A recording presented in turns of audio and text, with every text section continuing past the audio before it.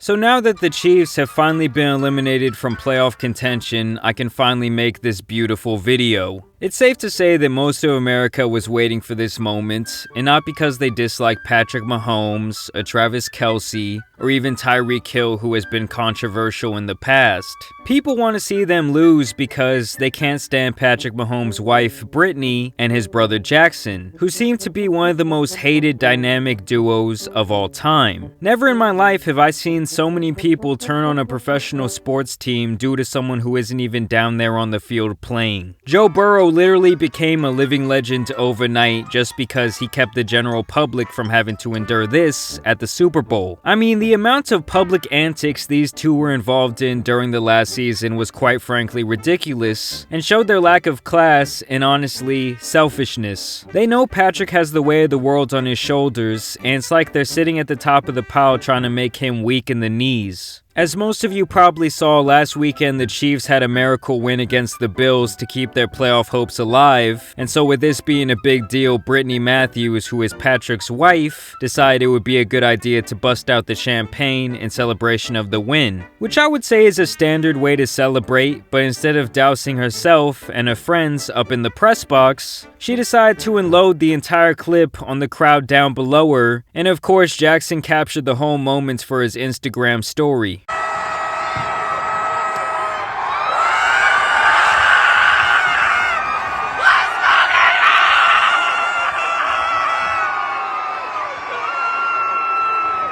Oh my god, the way she flails her arm around like that is like something out of a nightmare. Needless to say, she immediately caught flack for doing this, and in general, I kind of felt neutral about the whole thing. On one hand, it was a big win, and she just got really excited, but on the other hand, not everyone down there wants to be sprayed with alcohol in freezing cold weather by some rich entitled woman. The whole situation does kind of just scream pretentious, and the fact that they always take the time to not only record themselves, but also watch the video back, and then decide to post it on their very own social media accounts is what makes me think they actually like the attention that comes with this backlash. And this is where the story really gets funny to me, and it really shows the lack of self-awareness when it comes to this family. Because after the incident, people were obviously saying she needs to start acting a little more classy. I mean, she is with a superstar athlete who has one of the best reputations in the entire NFL. So obviously most family members should know how to act accordingly, right? Well, she can't seem to handle the heat in this kitchen, and she sees anyone being critical of her as being some sort of big bad bully. So she teamed up to launch an anti-bullying campaign, which is an inherently good thing to do, right? But being the narcissist she is, she had to go and make it about herself, and her bright idea was to have this company make these Team Britney shirts, and then some of the proceeds would go to some sort of anti-bullying charity. I am simply blown away by the gusto of this woman, and quite frankly, anyone wearing this shirt deserves to be bullied themselves. The self-victimization in order to avoid taking responsibility is downright sad. You know, if there's one thing I can't stand,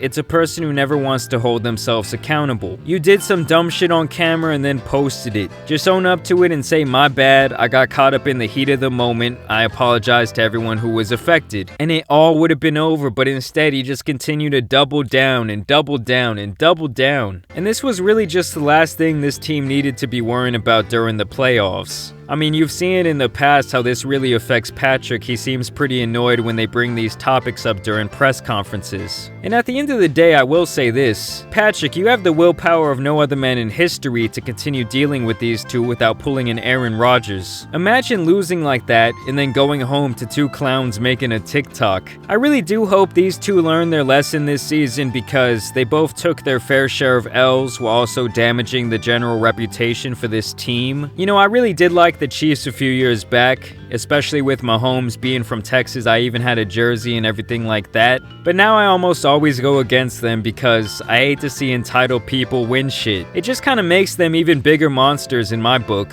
And this whole situation kind of reminds me of when everyone started turning on the Warriors franchise when they found success and Steph's wife was being really annoying. So maybe Patrick should give Steph a phone call, but But even nowadays, you know, Steph can be in the sunken place from time to time. Let me know what you guys think about this whole situation down below. Who are you guys going to be pulling for in the Super Bowl? Honestly, at this point, I don't really care who wins. All the teams that I dislike are out of the playoff contention, so I'm happy. But as always, I do want to thank you guys for watching today's video, liking today's video, and of course subscribing. And as you guys know, there's some other entitled people out there that need to get covered, so it's been your boy the Tan Superman, and I'm out. Peace!